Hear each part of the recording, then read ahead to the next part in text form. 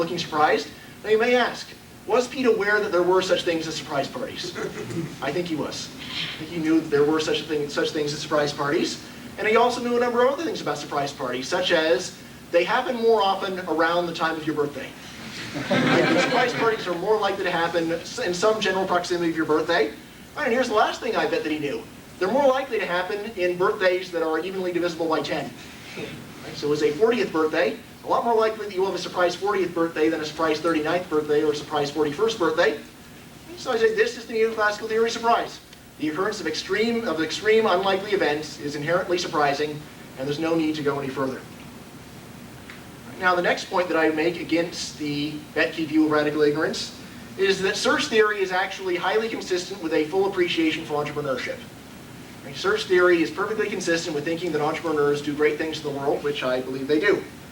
Right? So I will happily agree with Pete that most economists unfortunately neglect the role of the entrepreneur.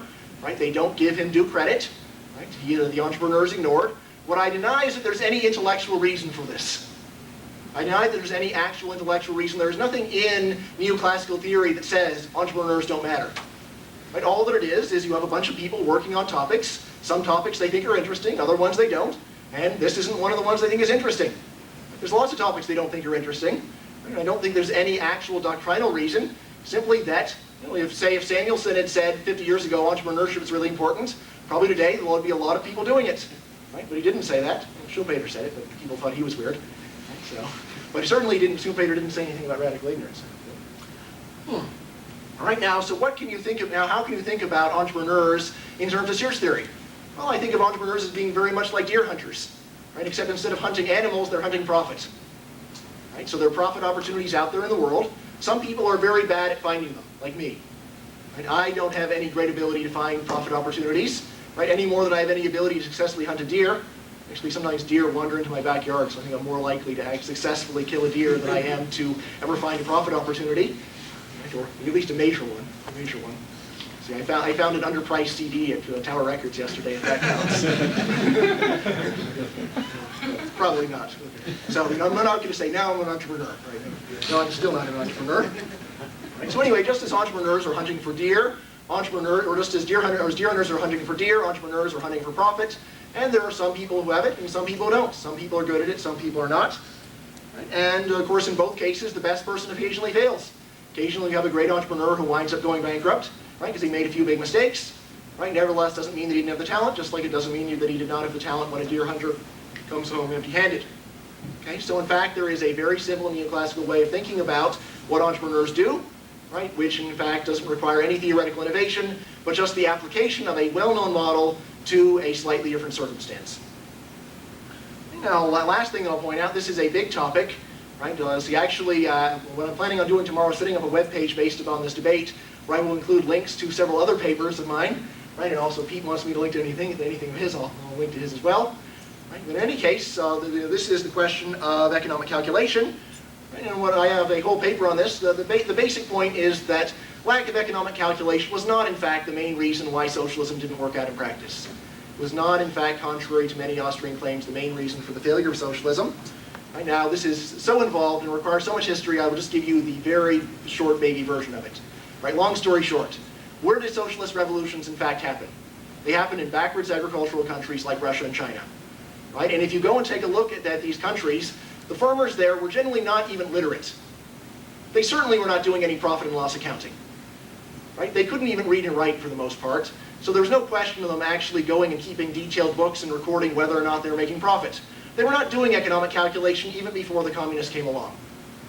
Right? So, in any formal sense, which is what Austrians will often say is important, right, to actually have some kind of structure. Okay, so in fact, they were not doing this. So here's what you can say. Right? You can blame the communists for a great many things. You can't blame them for abolishing something that didn't exist in the first place. Right? So when the communists showed up, they were not doing economic calculation for the most part. Therefore, you cannot say the reason the countries went down the tubes is because the economic calculation was abolished. Because economic calculation did not even exist beforehand. So that is not the reason. Right? If you do want to say, well, what was the problem? Well, it's a very simple one that any neoclassical economist can understand. Farmers don't like growing food for free. Farmers do not like growing food for free. That is all you need to understand why there were mass famines and mass death in the Soviet Union and Communist China and many other communist countries. Right? The farmers were asked to grow food in exchange for basically nothing, or maybe in exchange for not getting shot, and this did not work out very well. Right, now, I'd also like to add that, interestingly, very often Austrians will say that the reason why the Soviet Union lasted as long as it did is because essentially they could free ride off the Western price system. Right? They could actually piggyback their own decision-making on the prices that we had here. Right, now, what Austrians do not tell you, however, is that typically, even when the Soviets, for example, could use Western prices to inform the decisions, they generally chose deliberately not to. They generally refused to do so. Right? So, for example, if you read Hedrick Smith's book, The Russians, he tells the history of the Kama truck factory.